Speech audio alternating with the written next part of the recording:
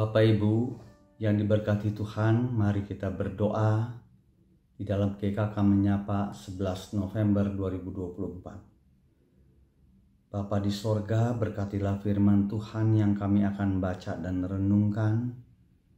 Tolong kami taat dan setia melakukan firman Tuhan. Dalam nama Yesus kami berdoa. Amin. Firman Tuhan dari Kejadian 24 ayat 1 sampai 10, saya membacakan ayat 1 sampai 9 dari Kejadian 24. LAI memberikan tema Ribka dipinang bagi Ishak. Adapun Abraham telah tua dan lanjut umurnya, serta diberkati Tuhan dalam segala hal.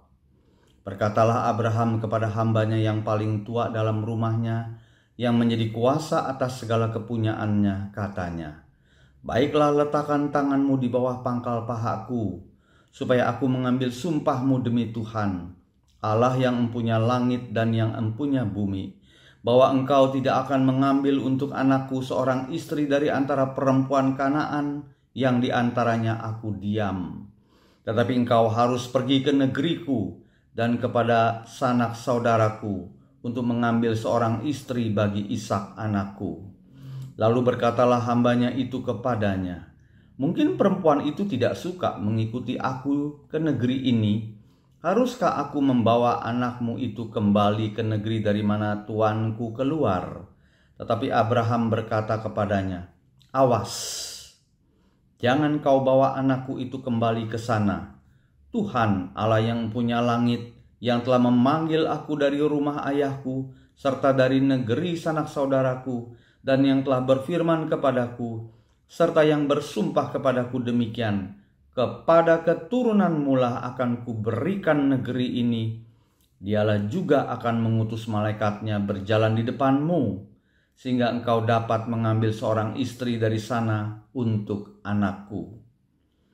Tetapi jika perempuan itu tidak mau mengikuti engkau, maka lepaslah engkau dari sumpahmu kepadaku ini. Hanya saja janganlah anak itu kau bawa kembali ke sana." Lalu hamba itu meletakkan tangannya di bawah pangkal paha Abraham tuannya dan bersumpah kepadanya tentang hal itu. Saya memberikan tema janji Tuhan digenapi kepada mereka yang berharap kepadanya. Ada 3 tokoh dalam perikop yang kita baca ini. Yang pertama, Abraham dicatat telah tua sekali dan diberkati Tuhan dalam segala hal. Tokoh yang kedua yaitu hambanya Abraham yang menjadi kuasa atau pengurus segala harta benda Abraham.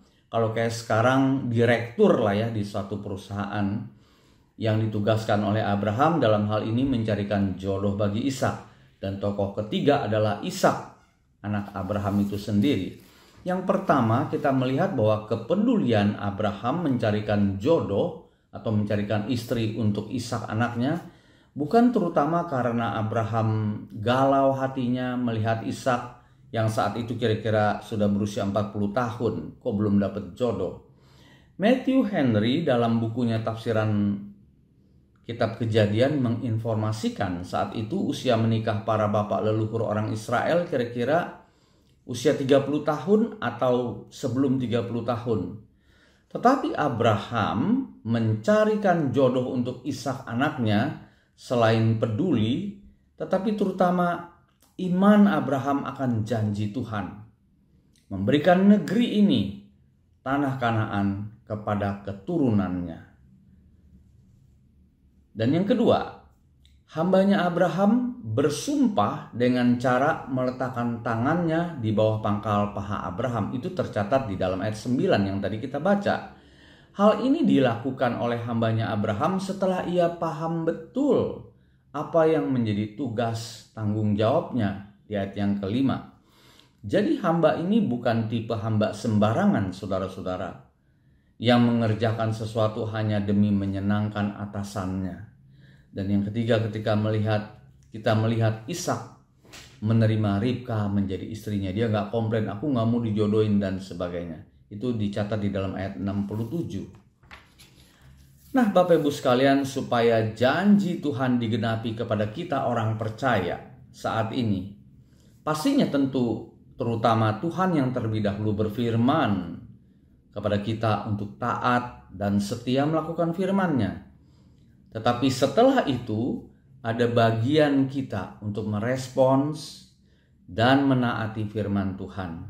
Jadi di sini kita belajar saudara-saudara sekalian dari kisah Abraham, kita harus setia menjalani janji Tuhan.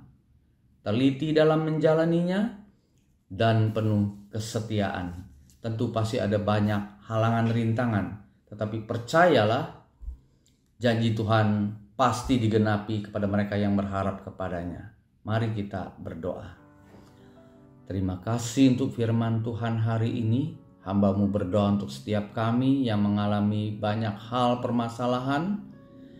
Biarlah kami tetap fokus kepada janji Tuhan. Kami dimampukan melakukan firman-Mu dengan teliti, setia. Terima kasih Bapa. Tolong jemaat-Mu, baik yang sakit, kekurangan ekonomi, uang, atau masalah keluarga lainnya, Tuhan tolong. Biarlah kami ingat kami dipanggil untuk melaksanakan firman-Mu. Dalam nama Yesus kami berdoa. Amin. Tuhan memberkati.